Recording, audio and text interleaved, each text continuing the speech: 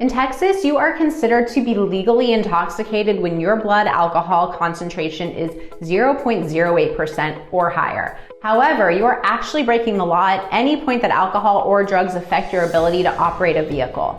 What are the administrative DWI consequences in Texas? Let's explore this subject in this video. Administrative punishment.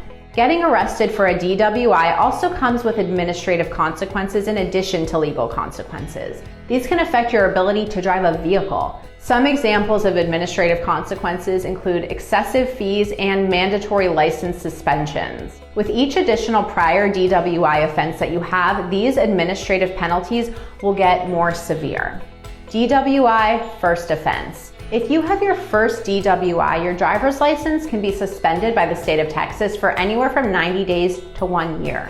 You can also be required to pay a license surcharge for 3 years of $2,000 a year in order to retain your license. DWI Second Offense. A second DWI offense will result in a license suspension for up to 2 years. You can also be required to pay excessive fees for retaining your driver's license after the privilege is returned to you. This annual fee can be a maximum of $2,000.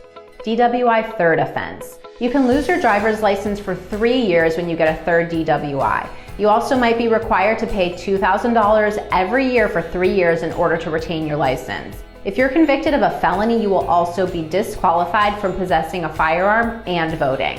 DWI Fourth Offense. Your driver's license can be suspended for up to 2 years if you get a fourth DWI. In order to retain your driver's license once the privilege is returned, there might be an annual surcharge of up to $2,000. It's also possible that you will be required to complete community service and participate in a drug and alcohol abuse evaluation. You might also be required to attend treatment for dependency on alcohol and drugs. Additionally, you might have to complete a court-ordered program for people who are repeat offenders. You may be required to have an ignition interlock device installed in your vehicle once you are driving again.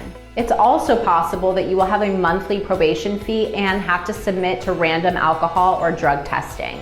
Other possible consequences. Beyond administrative and legal consequences for DWI, there are also a number of other consequences that you might face. For one, it is possible that you will lose your job.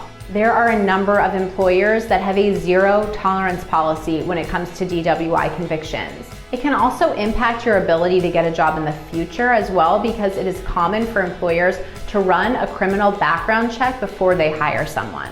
Also, if you maintain a professional license for your job or business, you might also lose this as a result of a DWI conviction. Getting a DWI conviction can also make it difficult for you to find housing. Landlords will also run criminal background checks before agreeing to take on a new tenant.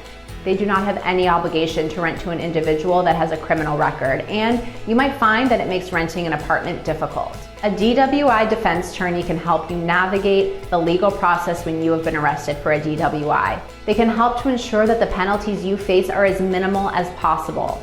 Have you been arrested for a DWI in Texas? If so, contact our team of experienced attorneys today. Thanks for watching, and if you liked this video, be sure to like, comment, and subscribe.